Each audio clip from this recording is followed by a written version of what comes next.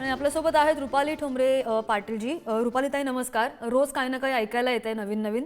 आता सुद्धा केंद्रीय मंत्री रक्षा खडसेंच्या लेखीची छेडछाड केल्याची घटना माहिती समोर आली आहे आणि यात्रा होती महाशिवरात्रीची आणि महाशिवरात्रीच्या यात्रेदरम्यान कोणत्यातरी टवाळखोरांनी या मुलीची छेड काढल्याची माहिती समोर आली आहे। पहिल्यांदा हे जे टवाळखोर आहेत त्यांच्यावर कायदेशीर कठोर कारवाई करणं गरजेचं आहे।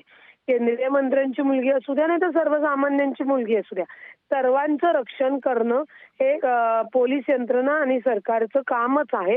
परंतु आपण एक लक्षात घेतलं पाहिजे की ज्या ज्या भागातील पोलीस ठाणे आहेत त्यातील पीआय लोकांनी त्यांच्या भागामध्ये ह्या टवाळखोर गुन्हेगार प्रवृत्तीची लोक यांच्या सगळ्यांवर प्रतिबंधक कारवाई केली पाहिजे। म्हणजे हे पुढे धजवणार नाहीत या अशा गोष्टी करायला।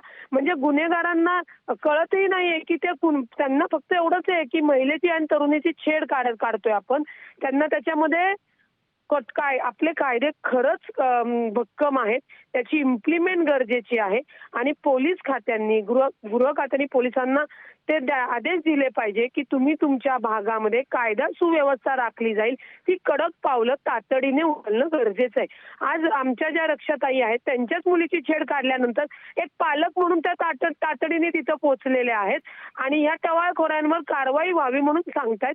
तर तिथली जी पोलीस यंत्रणा आहे त्यांनी सुद्धा ही सांगण्याची वेळ येऊन दिली नाही पाहिजे, त्यांनी आधीच केलं पाहिजे। जर माहिती आहे यात्रेमध्ये अनेक लोक येतात जातात तर तिथलं कायदा सुव्यवस्था त्या भागातलं कायदा सुव्यवस्था तिथलं पोलीस स्टेशन कायदा सुव्यवस्था हाच मुद्दा घेऊन पुढचा प्रश्न आहे माझा। एकनाथ खडसेंची जेव्हा आपण बोलायचा प्रयत्न केला तेव्हा त्यांचा असा मोठा आरोप आहे की मी जेव्हा आमदार होतो तेव्हा अशा घटना घडत नव्हत्या, मात्र आता लोकप्रतिनिधींचा पोलिसांवर दबाव आहे, गावगुंडांना ते लोक हाताशी घालतात, असा सुद्धा पाठीशी घालतात, असा सुद्धा त्यांनी आरोप केलाय मोठा एकनाथ खडसेंनी।